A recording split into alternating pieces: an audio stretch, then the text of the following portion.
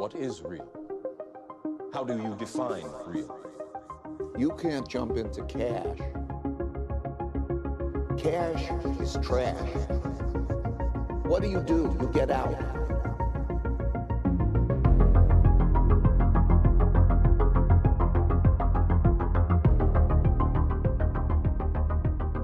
Jordan Schachtel is an independent journalist and the force behind the Dossier podcast and publication on Substack, documenting the new normal. Jordan, welcome to the Bitcoin Matrix. How are you? Doing great, Cedric. Thanks for having me. Yeah, man. I'm super excited to chat. I've been really kind of digging your Substack and the signal you've been putting out. I get a lot of questions about journalism. Like even my mom will ask me, like, where do you go for your sources?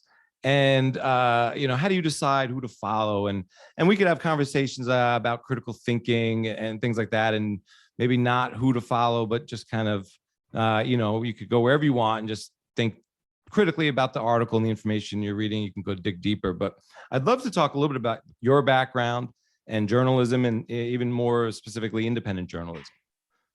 Yeah, sure. So I went to school, both undergrad and grad school, for international affairs. And I was actually kind of thinking about, in my early 20s, I really wanted to basically work for the government, essentially, and, work for one of those 3-letter agencies. And then when I was in grad school, I was like, I think that's kind of stupid. So kind of shifted priorities a little bit.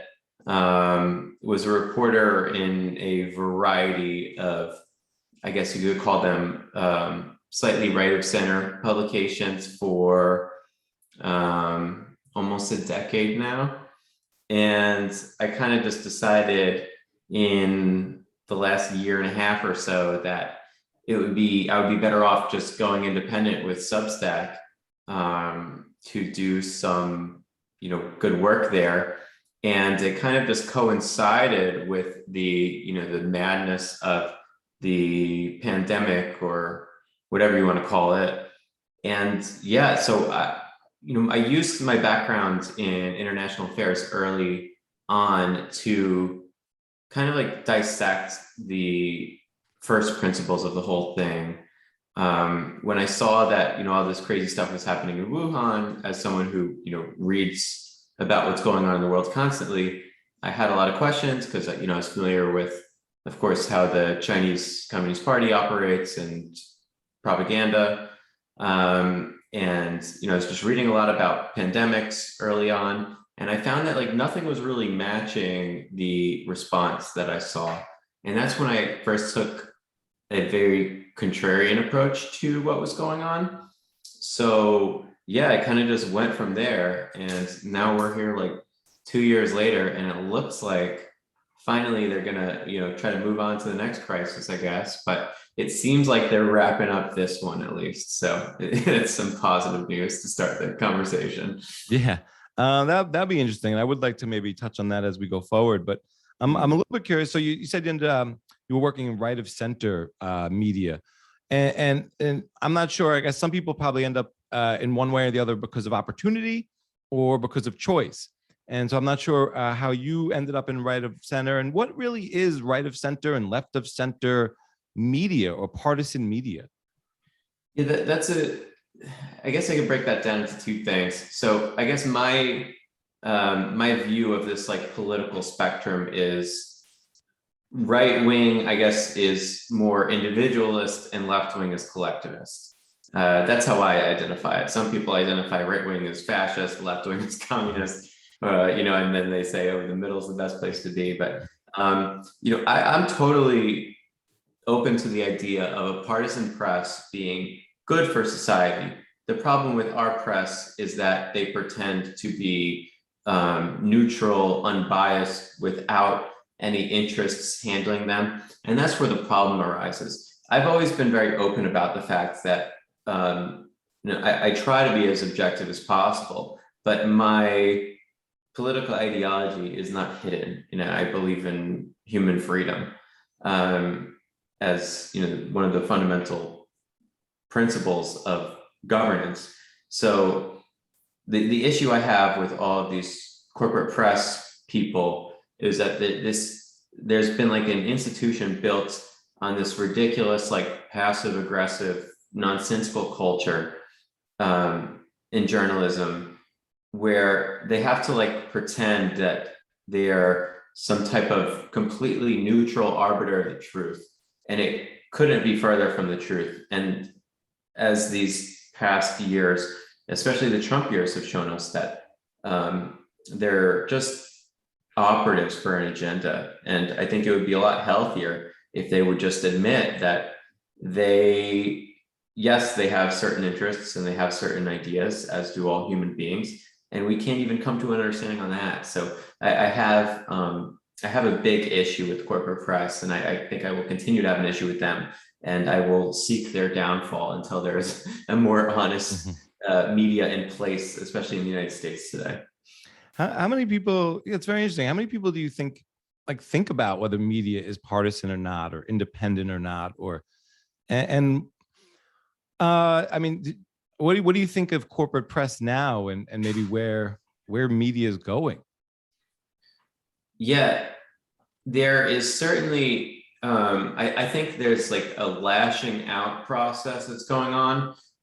One of the major criticisms I get from my detractors, I suppose, is that they say, "Oh, you're not legitimate because you just have a Substack publication. You need to be with credentialed media. You're fake because you're not New York Times or Wall Street Journal or Washington Post." And I think the complete opposite is true. But it seems that there's two very different viewpoints on how the press should operate.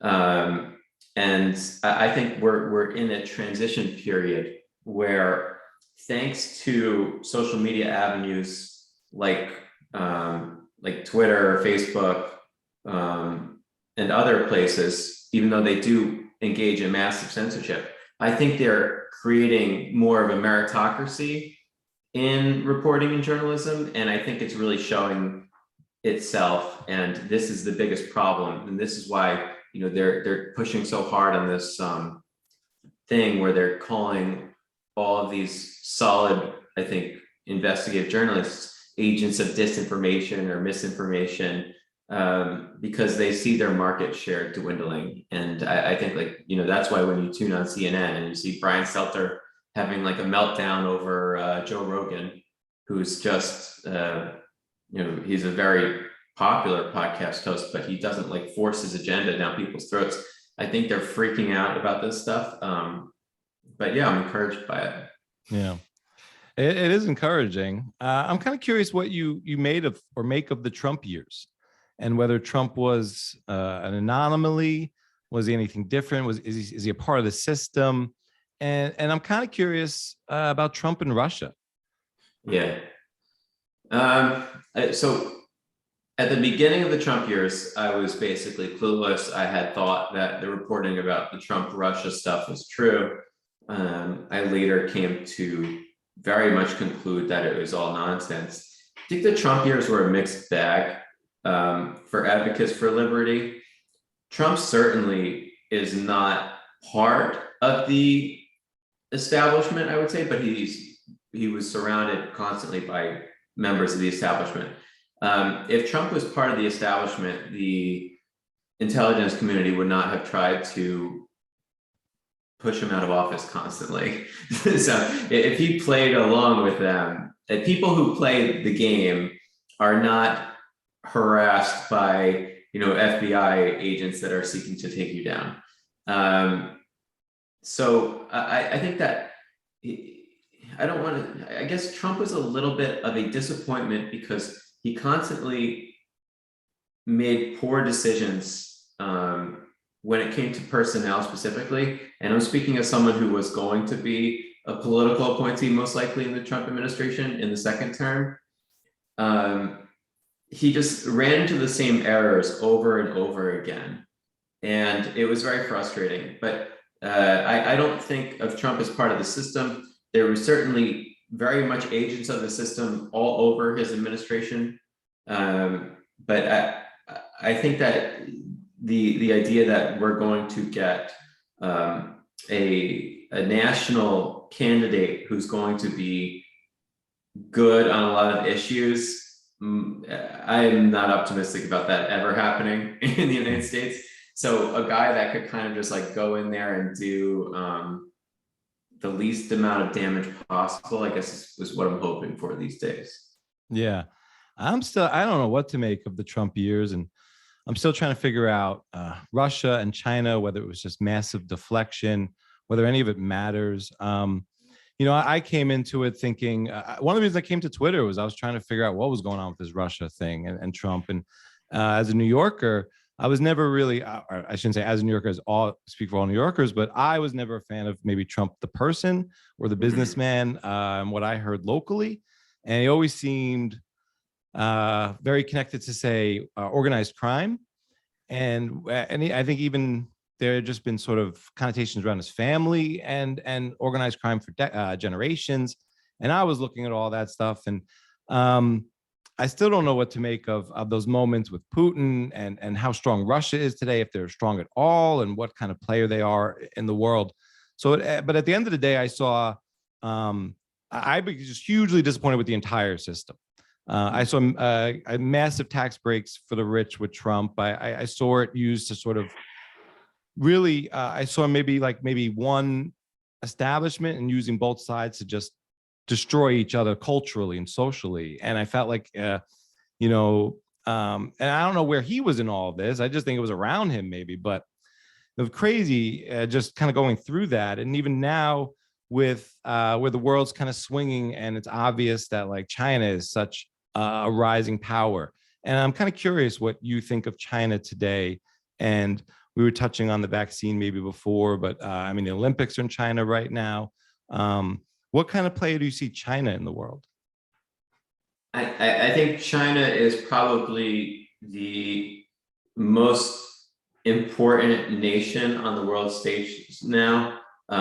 They've eclipsed the United States, not necessarily through their economy, but their political power, their grip on power, the way that they conduct diplomacy is a lot more rigid and sticky than the United States. They can rely a lot on other nation states to do their bidding for them. They provide, I think, a better option. As for the morality of the Communist Party of China, I think it's very much an authoritarian regime. I don't personally think it's wise to, not wise, but moral to do business with China. I try to do I own Apple products, but I try to do my best to minimize the potential empowerment of the regime that rules China. They continue to get stronger. I think a lot of people are missing. There's a lot of China hawks in the United States that missed the mark with China, that they're kind of using this hybrid economic model to incentivize entrepreneurs to come there, and they still kind of have the political tyranny there.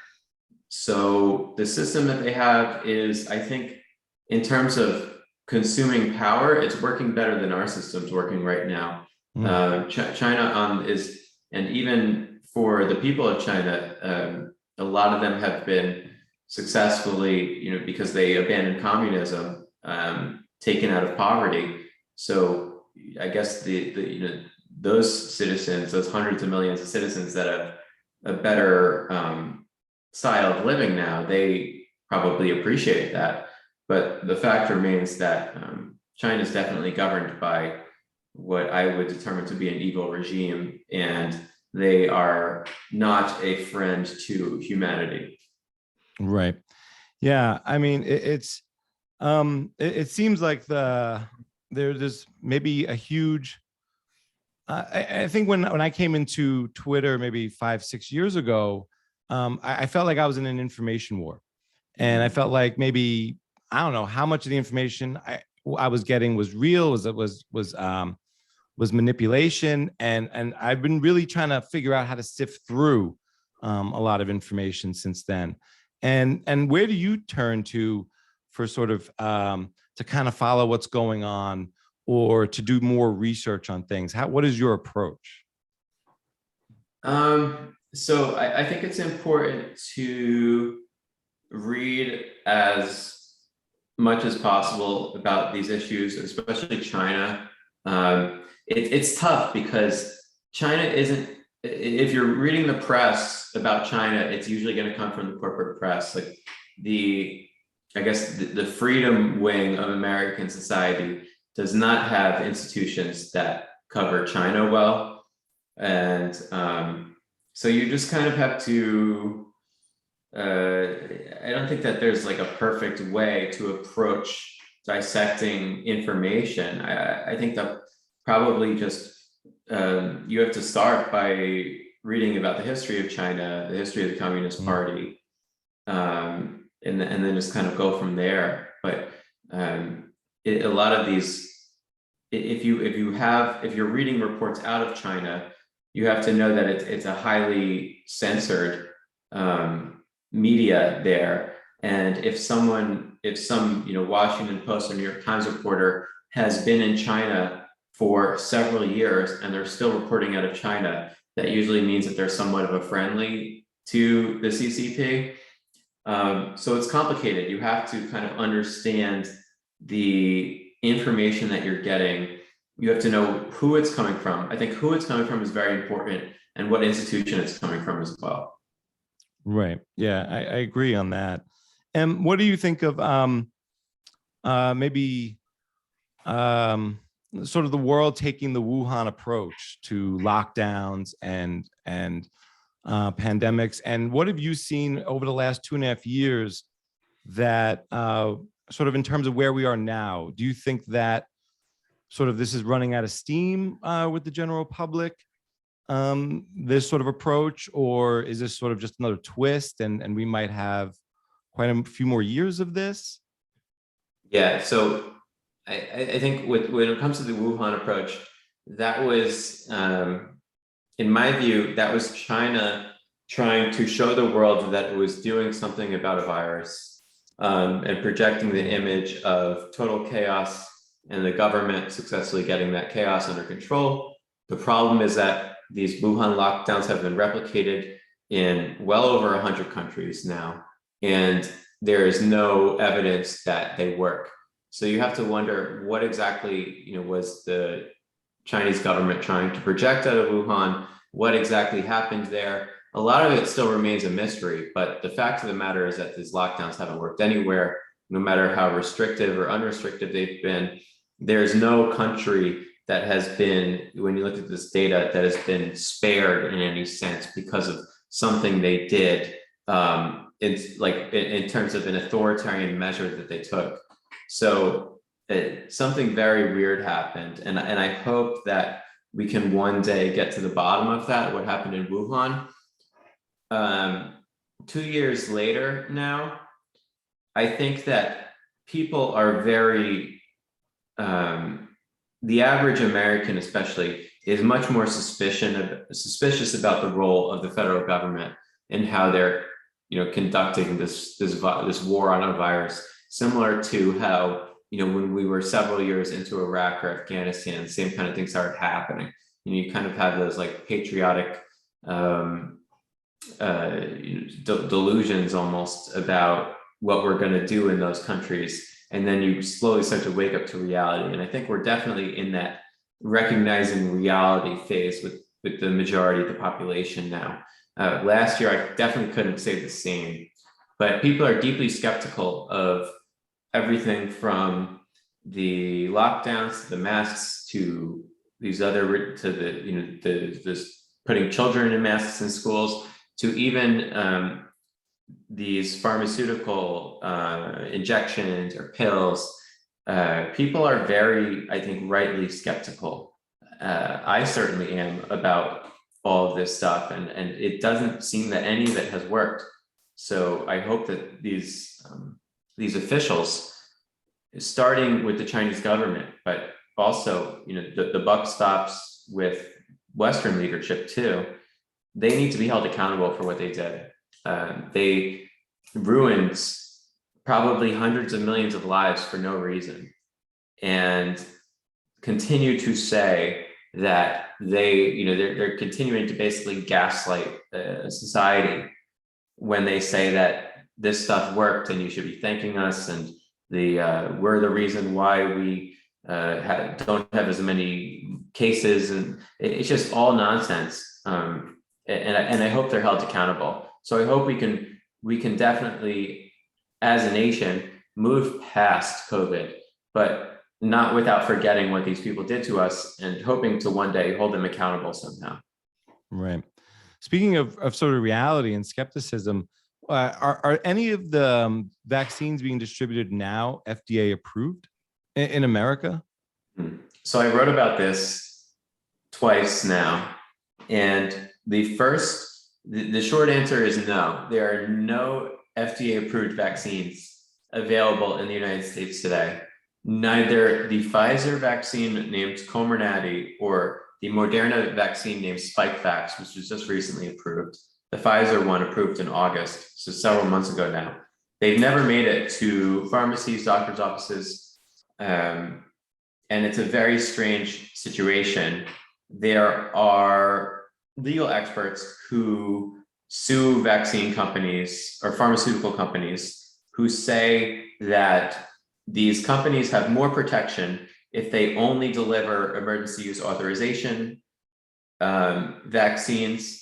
And these pharmaceutical companies counter by saying that it doesn't matter. And the government is, of course, on their side because the government has bought billions of dollars of their product. So the jury's still really out on the legal situation, but it is very strange that they're basically playing a shell game, and the media and these pharmaceutical companies are telling you, oh, we have this FDA approved vaccine, but you're not getting the FDA approved vaccine. What you're getting is the emergency use authorization version of the vaccine. Right. And yeah, and I think that's been really hard to even just parse through. And what have you seen in the Olympics with the Chinese Olympic athletes and COVID? Yeah, I just wrote about this very recently, I think this week. And I was seeing that these videos of these athletes that were being thrown into these hotel quarantines because they had tested positive for COVID. And it got me wondering, because I know how China has been like rigging its information related to the coronavirus for years now. And they've claimed that they've hardly had any cases at all throughout a country with well over 1 billion people. Hard to believe, because no other country has experienced that. And what I found is that there are no public reports of any of their Olympians testing positive for COVID. So they've been able to avoid these quarantines where you're basically stuck in a hotel room for an indefinite period of time while trying to train to get a gold medal. And it's a very interesting coincidence that I would say that no Chinese athletes have tested positive, where there was just a Chinese American athlete that tested positive. There were several Americans. And I was looking at an infographic that was sent to the Olympic athletes, and basically the Chinese government has the final say over the COVID policies at the Olympics. So I found it very interesting. As you probably recall, the last time there was a host country in a giant scandal hosting the Olympics, it was the Russians, and they were caught basically doping all of their athletes, every single one of them. So I wouldn't at all be surprised to see China trying to help themselves in the medal count, because it's very important for national prestige. I actually just looked up the medal count for the United States, and they're doing terribly. They only have 1 gold medal, which is pretty bad, Right. So I don't know what's going on, but they gotta step their game up a little bit. How important are the Olympics these days? When I was growing up, I was pretty in tune with the Olympics, and my 9-year-old son doesn't even know they're going on right now. Wow. I think that's like a big deal, especially for kids. I feel like as a kid, you were always looking forward to like these weird events, watching people ski jump and stuff. I just I feel bad for the Olympians that waited, that trained for this moment in their lives every 4 years, that can only occur every 4 years. So for their sake, I don't know. I think some of the events are pretty cool, but you're right. There's like no buzz around it. It's weird because like even everything is so fake. In Beijing, they had to make all of the snow because apparently it doesn't snow there often. So Right. it's just very interesting that they somehow, that's a whole another bag of worms on how they exactly were able to host the Olympics again so quickly.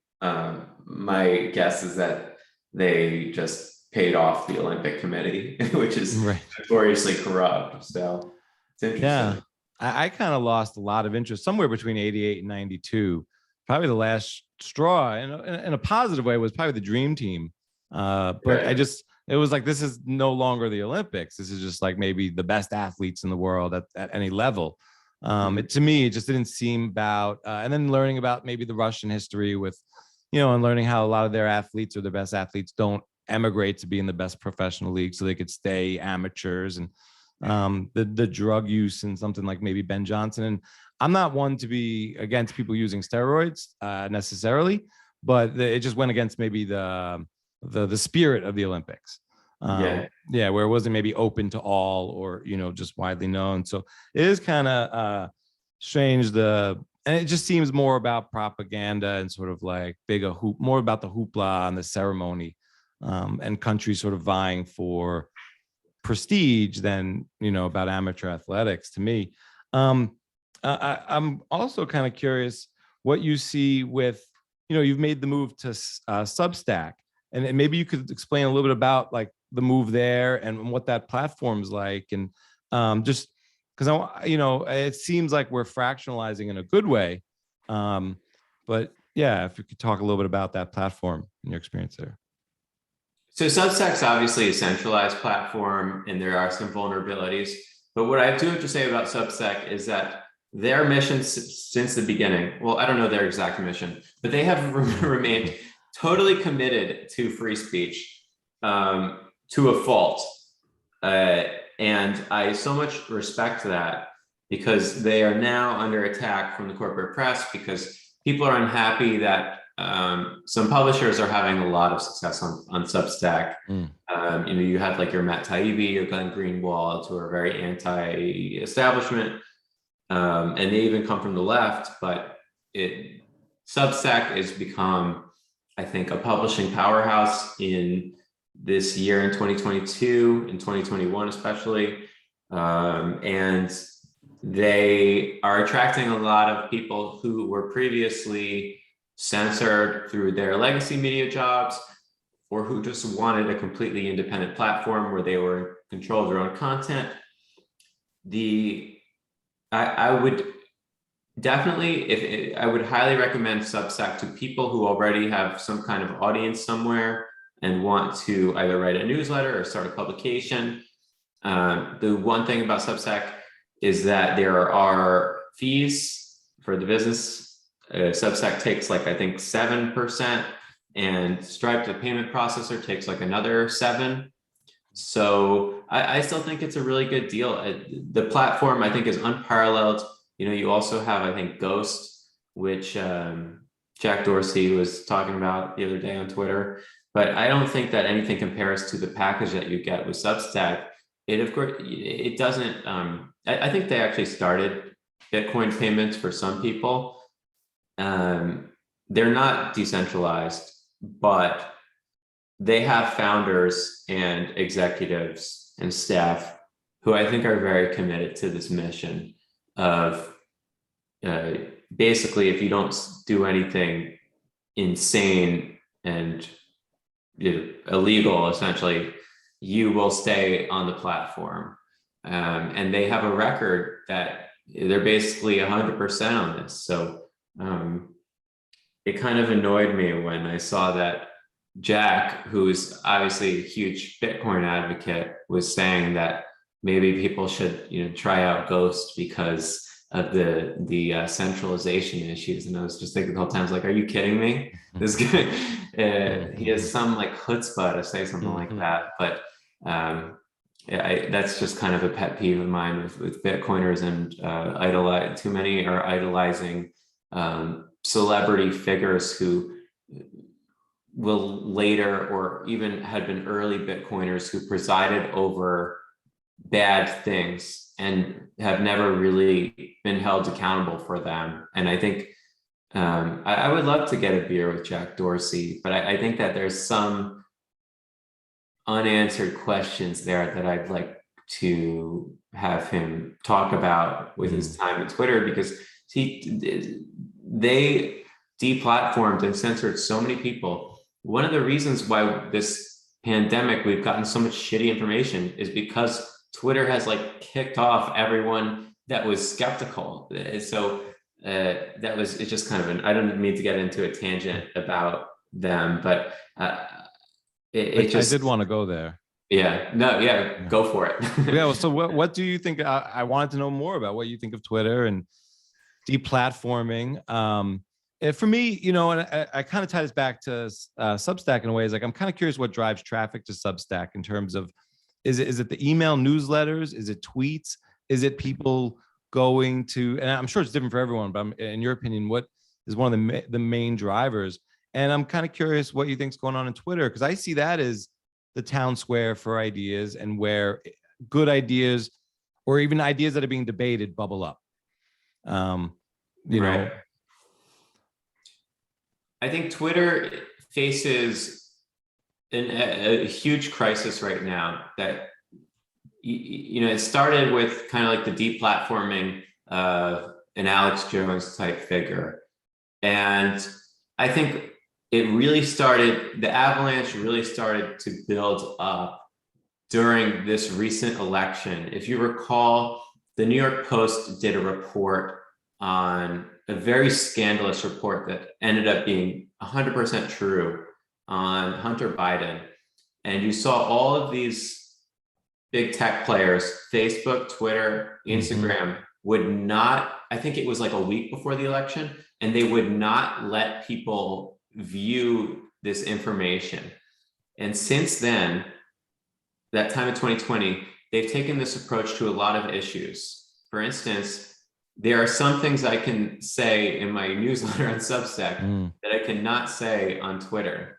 And I know that this is it's become kind of like a golden cage situation where I so much enjoy the platform, but I know that there's a reason why there are certain things that you cannot do. And maybe one day I'll just get banned anyway. I think that's eventually the approach we'll take, because they're the people who run Twitter have an ideology that is not winning the day right now. And I think they're not happy about that.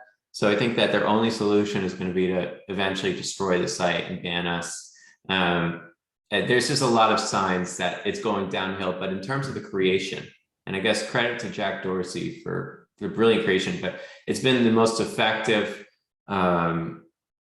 communication tool on social media that might have ever been built.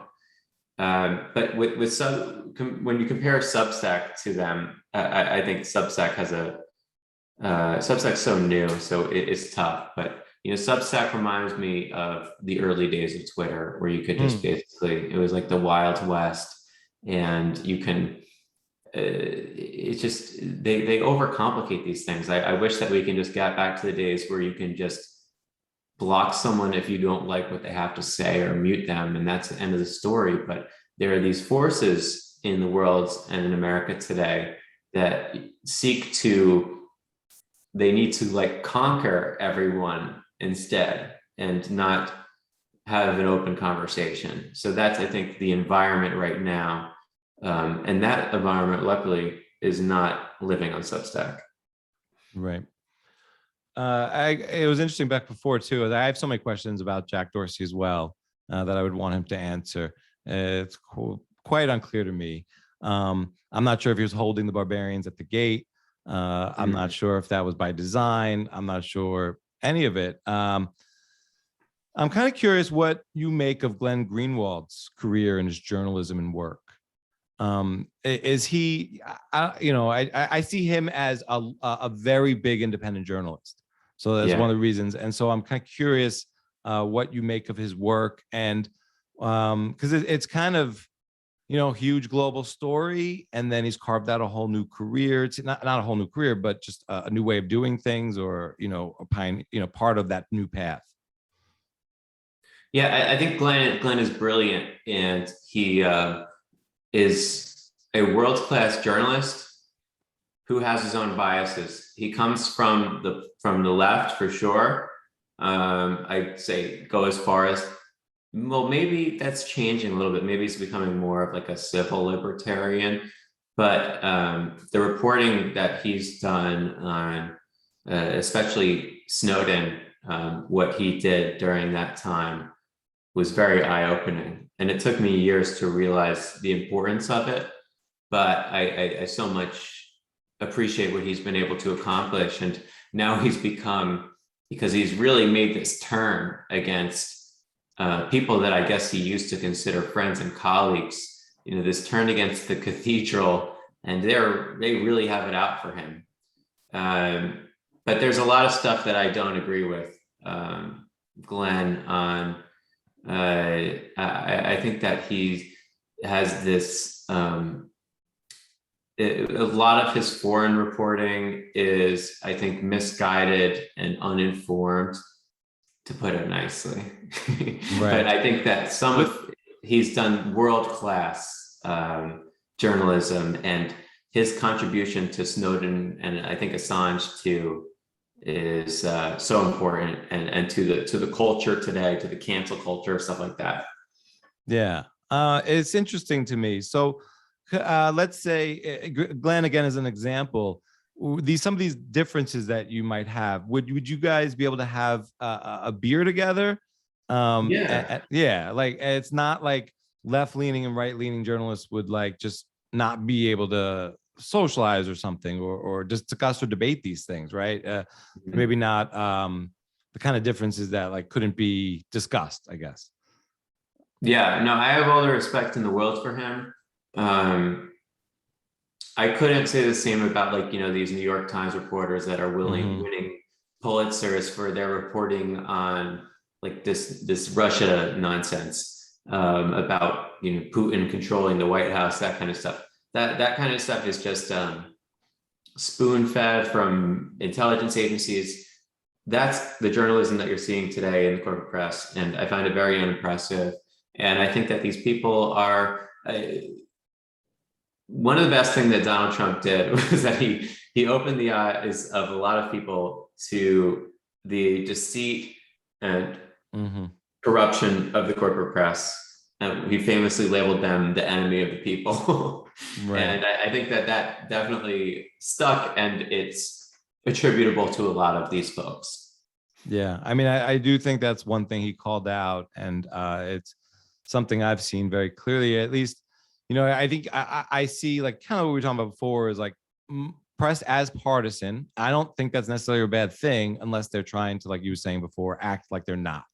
And then I think that's where I start to question morals and values, and whether they are lying, or just they believe what they're saying. I don't know, but I also, something like the Olympics, I see the New York Times and the Washington Post is just way less relevant.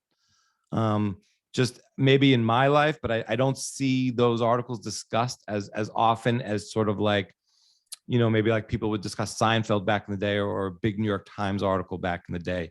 I just don't think I think there are people who are like, oh, whatever the New York Times say, but I think there are less and less of them. And I don't think their stuff crosses over as much. And then things like the Washington Post, and a lot of that too, I think is very clear from ownership, and how these institutions, I think, are sort of bought and used. What do you make of a figure like Alex Jones and someone like him being deplatformed from Twitter? Yeah, I think it's really unfortunate. Alex Jones is an entertainer, and a lot of people don't realize that. I think some people take him too seriously or too literally. Alex Jones has been right about a lot. I think he's a smart guy. I think he does a lot of interesting research into topics and he has a brain that is unique. I don't know what his batting average is, but I think he comes at it from a very unique angle, and it's up to people to decipher kind of like the character that he's playing on that given day. I think people are capable of that without having to ban him.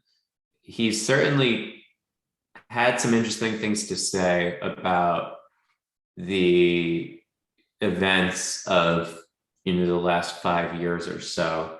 And I think he's been right about a lot of them, but there is an Alex Jones who plays professional wrestler. And I think a lot of people already know that. But there's this idea that, he's trying, the press says he's like trying to be a journalist. I think he's just more so trying to be an entertainer. He's like a hybrid between the UFC and professional wrestling.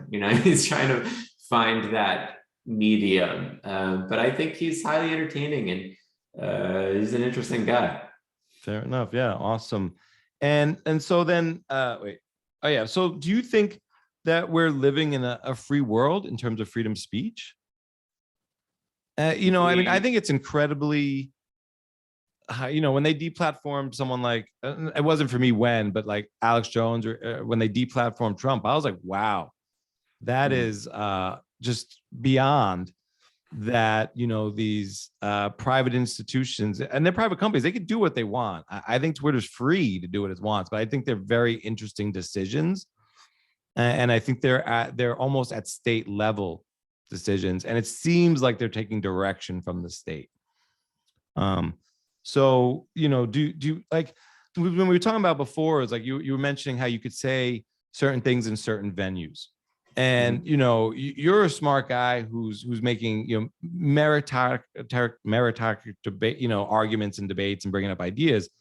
So I would only imagine that, you're push, that if you had to not say something in one arena, it was only, it wasn't like you were just screaming something crazy. You were trying to bring up an interesting topic that might not be, heard well there.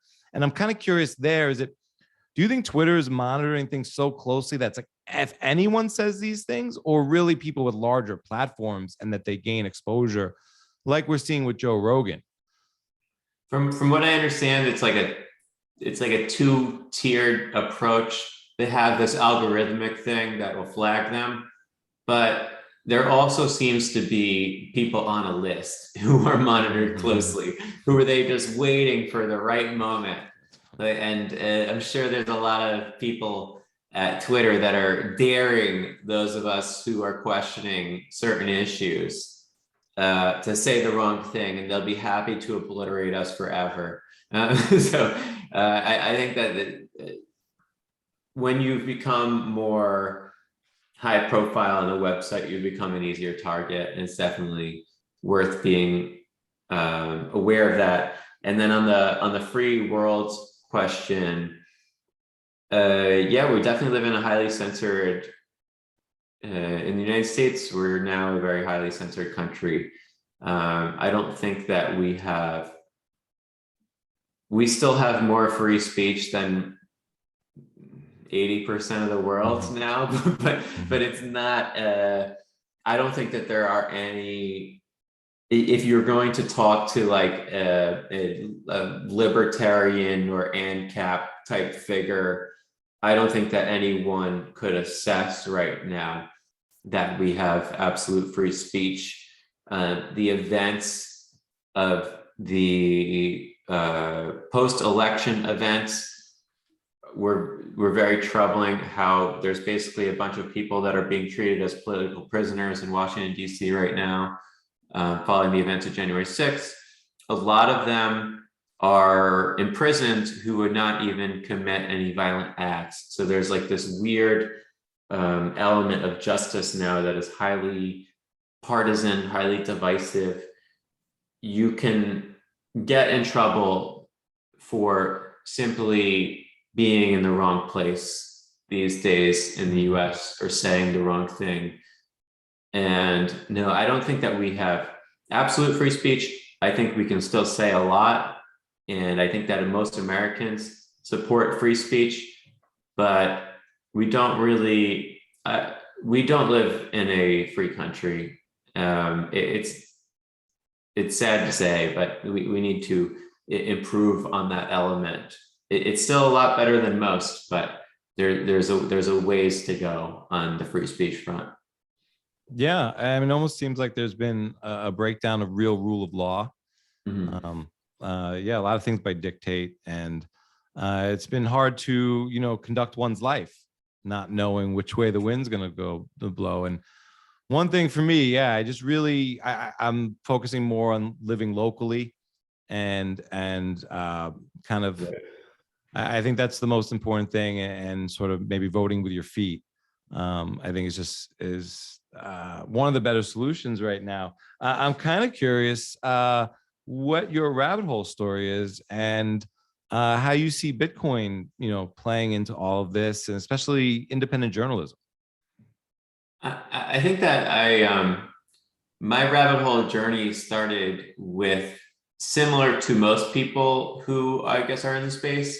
Several years ago, I just was reading news reports about Bitcoin and dismissed it probably several times before I started to read more about it. My first dive into the space was during the big bull run, 2016, 2017, I think it was, that started to make national news headlines. So I was really just, I think as a lot of the same people, a lot of people have a similar story. They were just kind of like buying Bitcoin for the potential monetary returns, in addition to buying all of these shit coins.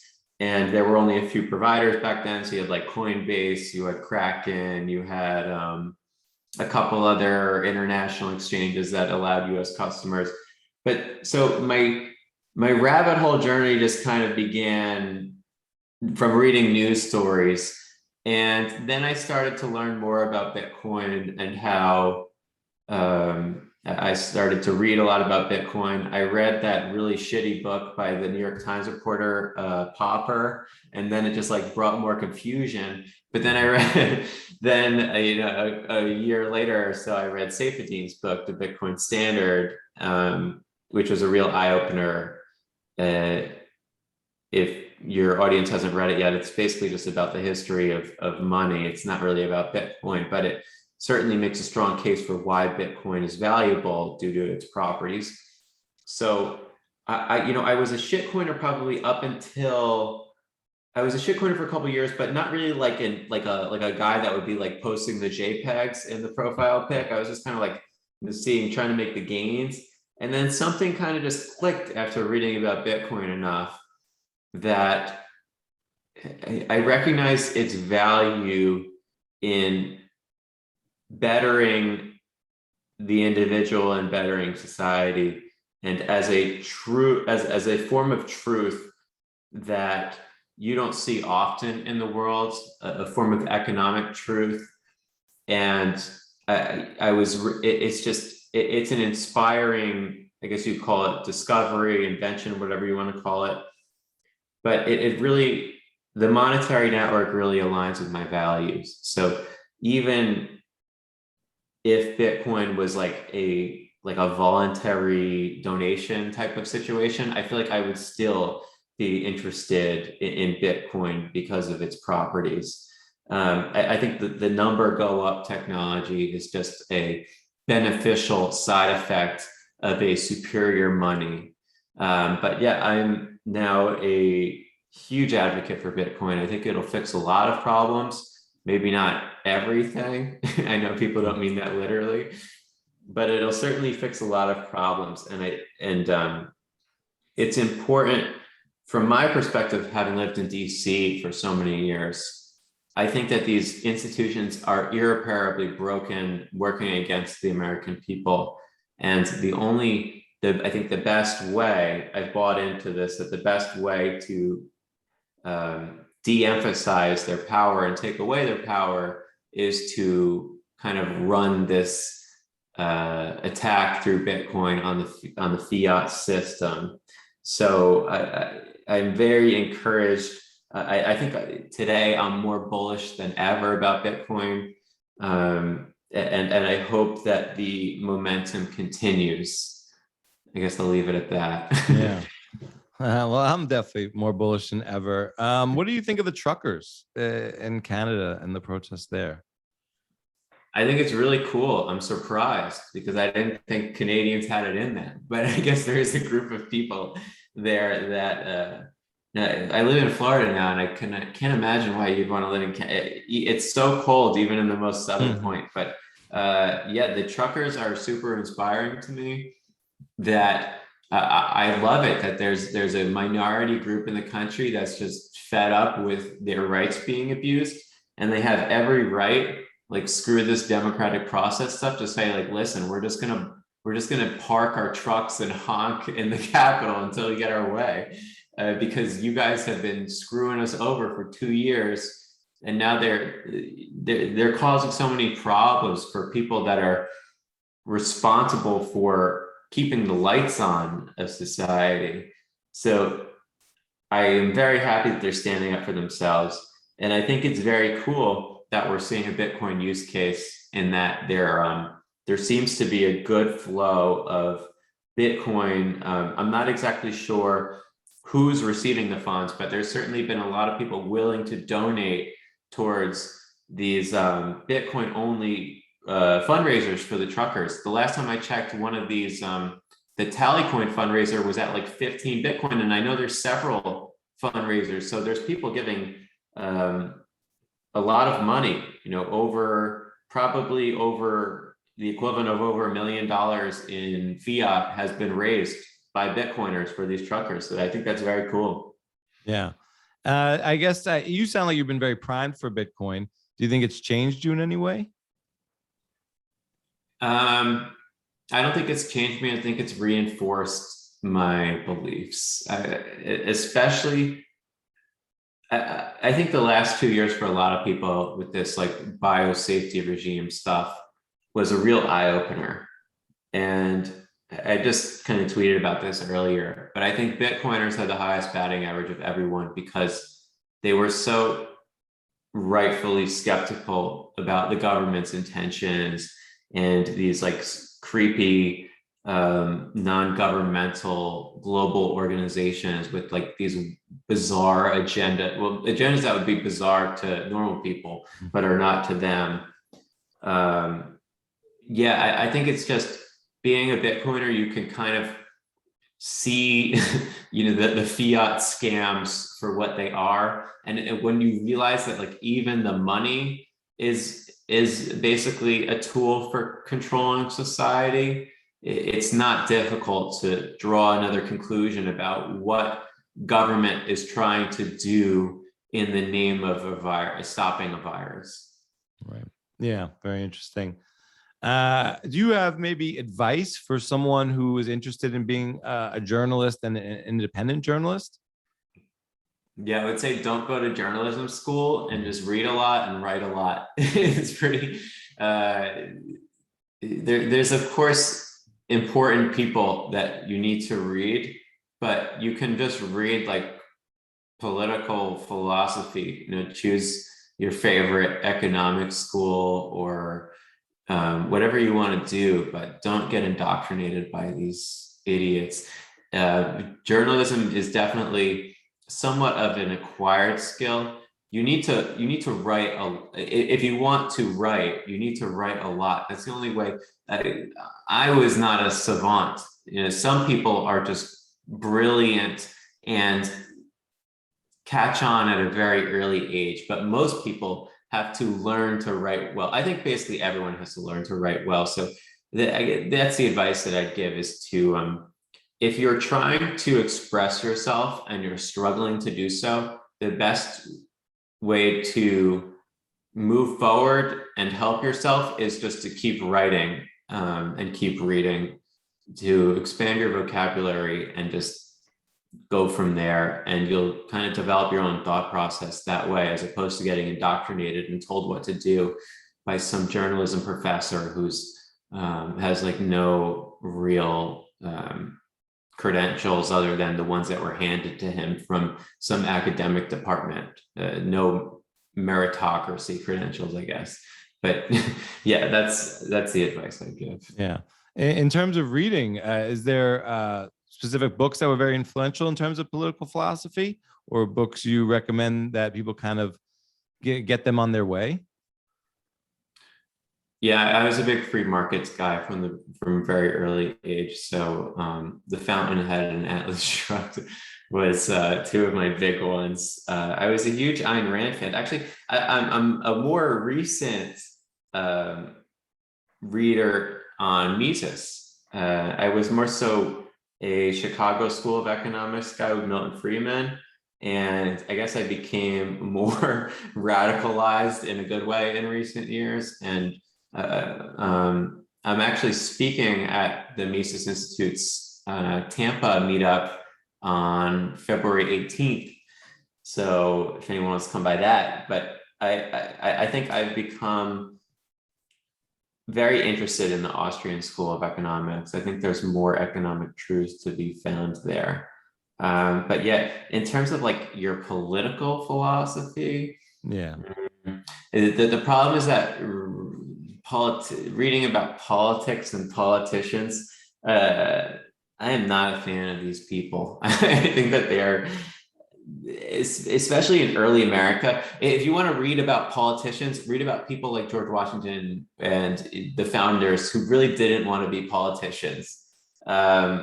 Today's politicians just want to have that glorious congressional Senate office and have that power. And they say they work for their constituents, but they really just want to be able to control society. And they're in it for all the wrong reasons. So I would avoid all books written by politicians nowadays.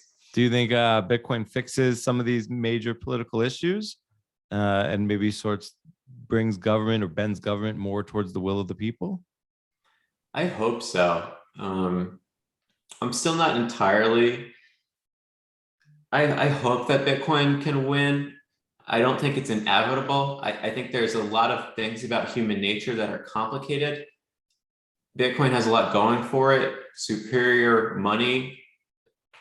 History tells us that a superior money usually dominates shitty money. But there are just a lot of variables in society. As COVID mania has shown us, a lot of people can get propagandized to do stupid things that are actually against their own interests.